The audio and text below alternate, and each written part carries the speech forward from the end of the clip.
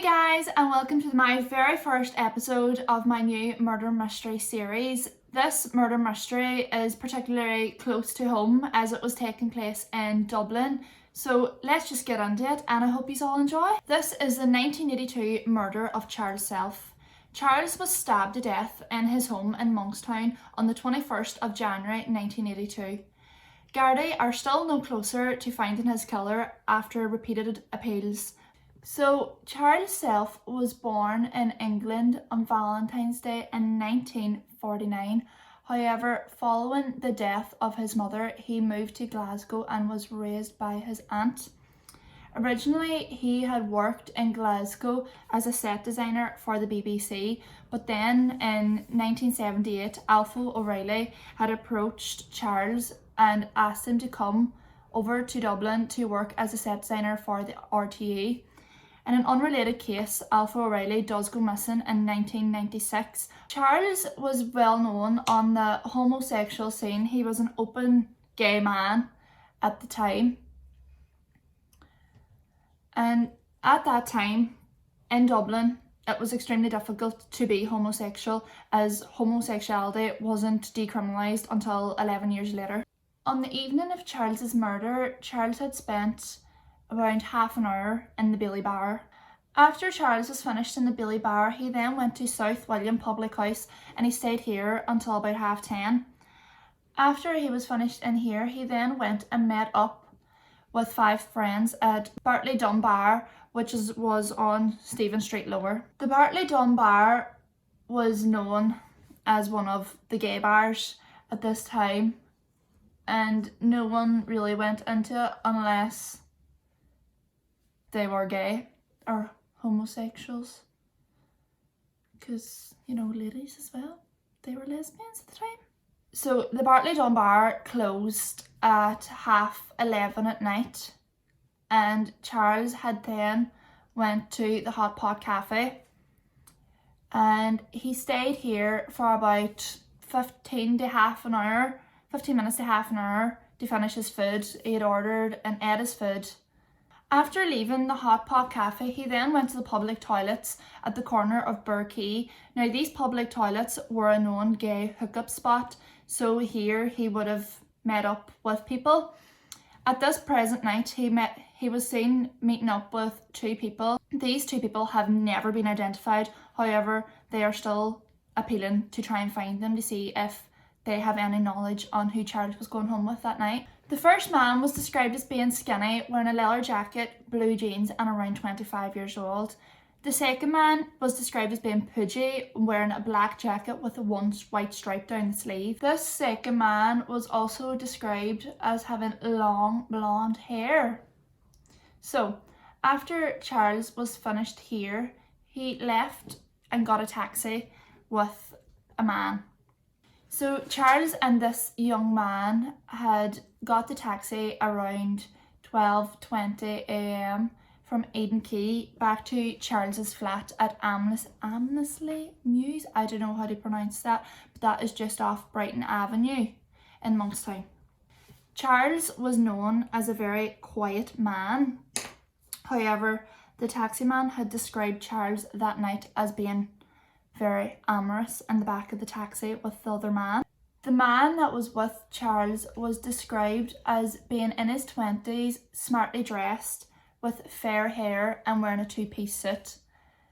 The taxi man had said that he had dropped the pair off at Charles's home at around 12:40 a.m. at night, and he remembers giving Charles 130 in change, which was then found in Charles' blood-soaked pocket the next morning. At around 8:50 a.m, Charles's body was found lying dead at the bottom of the stairs of his apartment, which was found by his friend Bertie Tyre, who had been spending the night as his regular housemate Vincent Hanley was away in London. Bertie had been staying that night in Charles's home as it had been snowing, and this prevented Bertie from getting home to his own home in Wicklow. Bertie had found Charles lying in a pool of his own blood with his body partially slumped against the front door. The front door was described as being directly at the bottom of Charles's stairs. So when Bertie had found the body lying at the bottom of the stairs, he couldn't get a dial tone inside the house, so he had to actually run across the courtyard to a neighbour's house and then called the Gardaí, and the call was then logged at 8:59 a.m. When Bertie had found Charles lying at the bottom of the stairs, the stereo was still playing in the living room, which doesn't sound suspenseful to me at all, but sure, I will say nothing. But Charles's black sweatshirt was also pulled up underneath his armpits, so it looks like, I don't know what way you would describe it, but the way it's coming across to me, that the attacker was probably trying to get the jumper off of Charles if it was pulled up under his armpits, because I don't understand why it would be pulled up otherwise. So Charles was found with 14 stab wounds and 3 slashes to his throat. Oh, disgusting. There was also a torn cord from his roommate Vincent Hanley's dressing gown, the one that was in London, wrapped around Charles's neck, which was torn, and another part of the cord that was attached to the chair. So I don't know what this is supposed to say, but maybe he was hanged or strangled, I don't know. The guards had reported that the actual killing had started in the kitchen, then moved to the living room and ended in the hallway, but they also said that it seemed staged because there was blood stains in the living room that was covered up by the furniture. So the killer had actually moved the furniture and placed it over the blood stains. Now, why would you do that? Like, I don't know. The scene was described as being chaotic.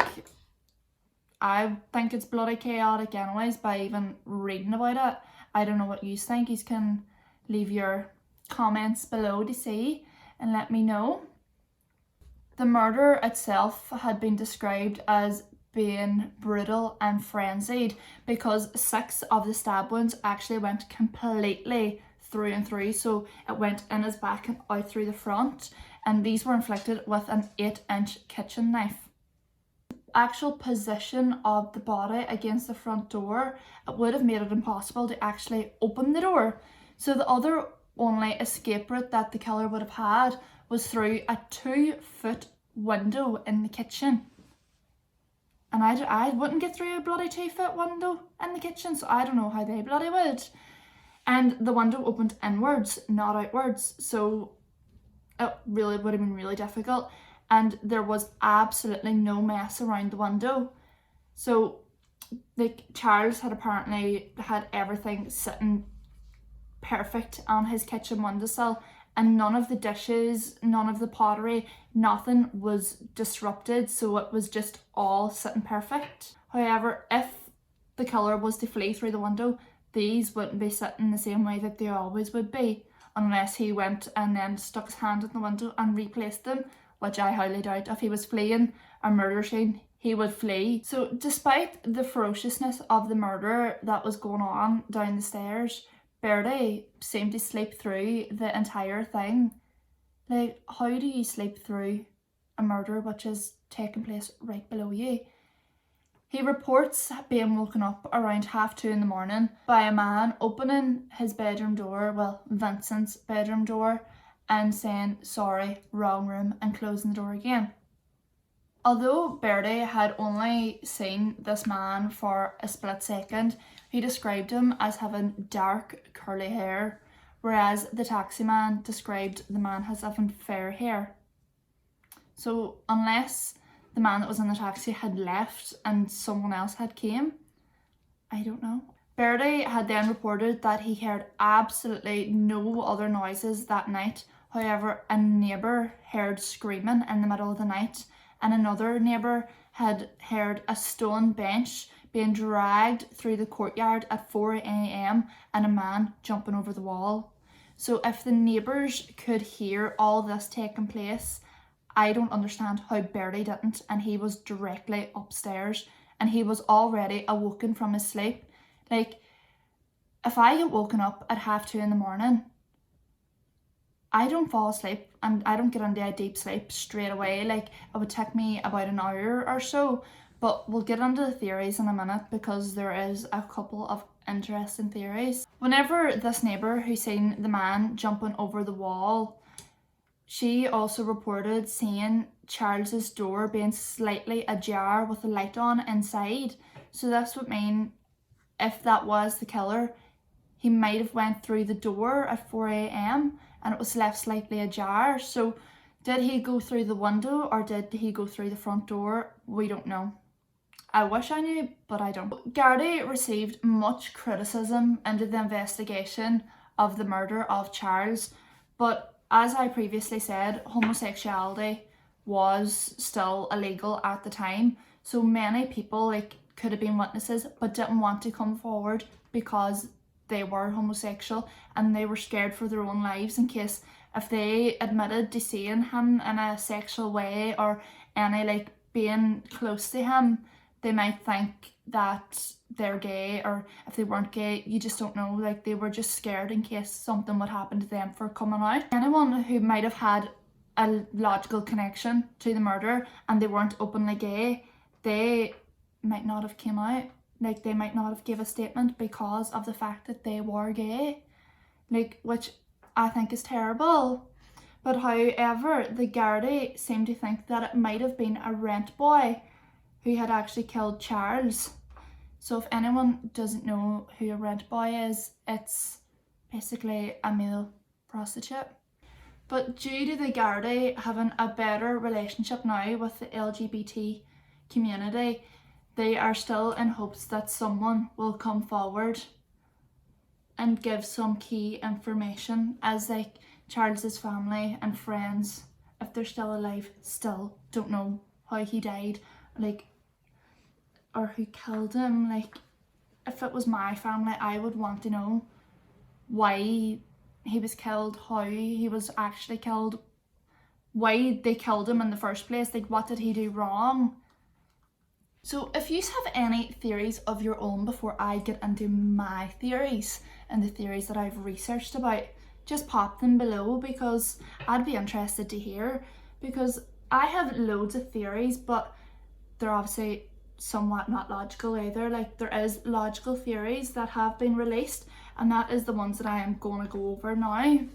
So the most obvious killer is the man who returned home with Charles that night. However, the Gardaí didn't seem to list him as a suspect. I suppose they don't know who that boy is, but he was never named a suspect in the murder, which is weird. So if it was this man that came home with Charles that night, did something go wrong? Like, what happened? Stabbing Charles like 14 times, that 6 of the stab wounds went completely through the body. I don't know what you'd think, but I think that's just a wee bit insane, like wee bit of an overkill, but sure, no pun intended. It also points to the fact that maybe the murderer had a personal element, like he was angry and just kept stabbing and stabbing. Like, I don't know. Suppose we'll never know unless we actually find out who the killer was. I am so intrigued in this, but there has just been no clarification on it. By the cord being attached to Charles's neck and the chair, it also seems to come around the fact that maybe Charles was tortured, like he kept getting strangled and strangled and Charles kept trying to pull away and then he did pull away maybe and the cord was torn then. That's how the cord came about being torn. Or maybe he was just hanging from the chair and the killer, whenever he was stabbing him, cut the cord by mistake. I'm not sure. There's many theories around it, but why even just strangle or do whatever with that cord in the first place if you were going to stab him anyways? Just stab him and get on with it. You don't need to bloody torture the man. But what I really don't understand is how in the under of God did Bertie sleep through the entire thing. Like, I I don't know how it's possible. Like, how can you sleep through the full thing? How can you sleep through murder? If neighbours heard screaming, how did Birdie not hear them? But maybe the screaming was coming from elsewhere and it wasn't actually Charles. You just don't know, do you? One newspaper did explain that Birdie was in his 60s, so maybe he was hard of hearing, so he didn't actually hear it all take place, which is a logical connection. Like, poor Birdie, it could have been really, really hard of hearing, and whenever you're half asleep and if you're hard of hearing, like, you're not going to hear something taking place down the stairs, are you? Like, maybe you are, maybe you're not. I suppose anyone that will know as Birdie. But if he was hard of hearing, how did he hear the man coming into his bedroom at 2:30 in the morning? Like, I don't know. It's just a really, really tough one, isn't it? But the fact also was said that as Charles's body was found lying at the bottom of the stairs, it didn't make a feasible exit for someone to actually go through. So maybe the killer remained in the house. Maybe the killer was Birdie. And he logged the call to the Gardaí, so it would make him suspicious. You know what I mean? However, the Gardaí never actually named Birdie as a suspect, because maybe the fact that Birdie wasn't gay, or maybe Birdie was gay and just wasn't out. I'm not sure. They even asked Birdie to draw a sketch of the man who had came into the house. So what I was thinking, if it was Birdie, maybe he just made up this man in his mind and just drew a random person, because how was the man that was in the taxi with Charles a different described man than the man that Birdie had said? Unless it was just someone completely different who had came into the house after the boy who had came in the taxi with Charles. But I'm not sure. I'm really not. I searched also to find out to see if Birdie was gay, but I couldn't find anything, so I'm not sure. Like, maybe he was secretly gay and secretly in love with Charles and was angry that Charles had brought someone else home while he was there. I don't know. Maybe it was a little bit of vengeance, and oh, that would be spicy then. Maybe the Gardaí was just so intent on pinning the murder on someone from the LGBT community that they didn't look at a suspect who was actually right under their noses, closer to home. Like, Birdie was my first suspect, so I don't know how that wasn't the police's first suspect. Like, who was your first suspect whenever I started telling this story? Was it the man in the taxi, or was it Birdie who slept through the full thing?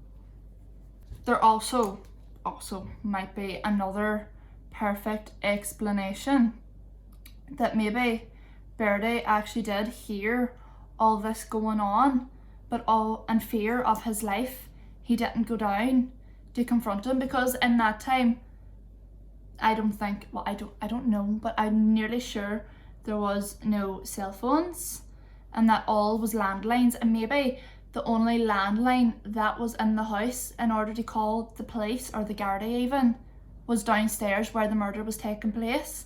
So maybe he just lay there and didn't do anything because he didn't want to get killed either. But also what I don't understand is, oh, there's a hair. There's hair in my face.